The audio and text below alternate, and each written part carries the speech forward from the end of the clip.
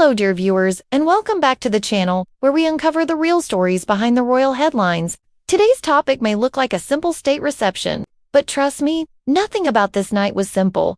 This wasn't just a party, it was a signal, a statement, and perhaps even a quiet warning from the crown. Let's get into it, but before we do, please tap that like button, subscribe, and ring the bell so you never miss our deep dives into the House of Windsor.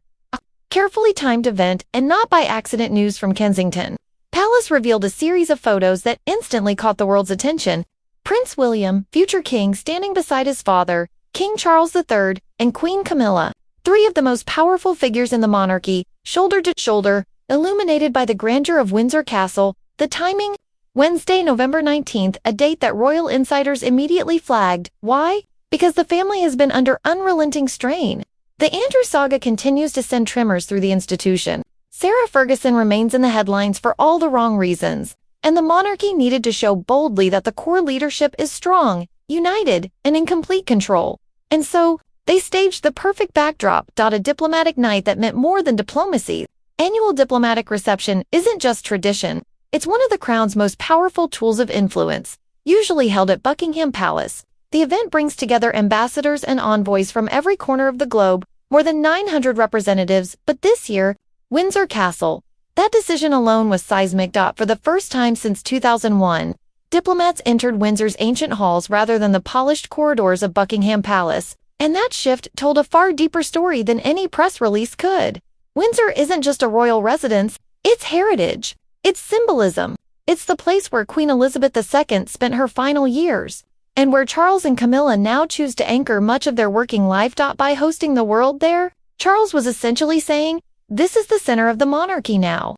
This is where our future is being built." But the biggest shock was who wasn't there. Now let's address the headline that dominated social media. The Princess of Wales, Catherine, did not attend the diplomatic reception for the second year in a row. The questions were immediate. Is something wrong? Was this a snub? Was the palace hiding tension? But then the details of her day came out, and suddenly the picture became much clearer.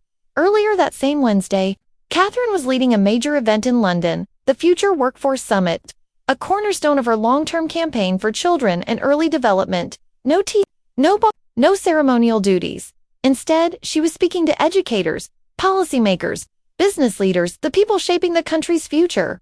This wasn't an absence. This was a rebranding moment, a deliberate, strategic move to shift Catherine further into the role of modern, hands-on changemaker, someone who affects lives, not just photographs. And honestly, it worked. The contrast made her mission clearer than ever before. A divided but coordinated royal strategy here is where the brilliance of the palace's approach becomes obvious. William represented the future line of succession. Charles and Camilla projected stability and continuity. Catherine embodied modern impact and real-world reform. 3 roles, 3 images, 3 separate messages, all delivered on the same day.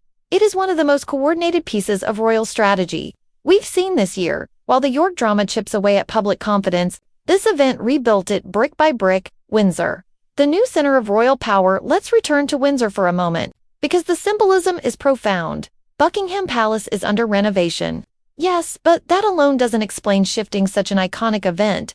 Windsor represents stability, tradition, family continuity, and a conscious step away from London's media frenzy. It is the monarchy, leaning into its heritage to reinforce its future. The setting allowed Charles to send an unspoken message. No matter the scandals, the crown remains unshaken, and with nearly 1,000 diplomats watching, that message couldn't have been louder.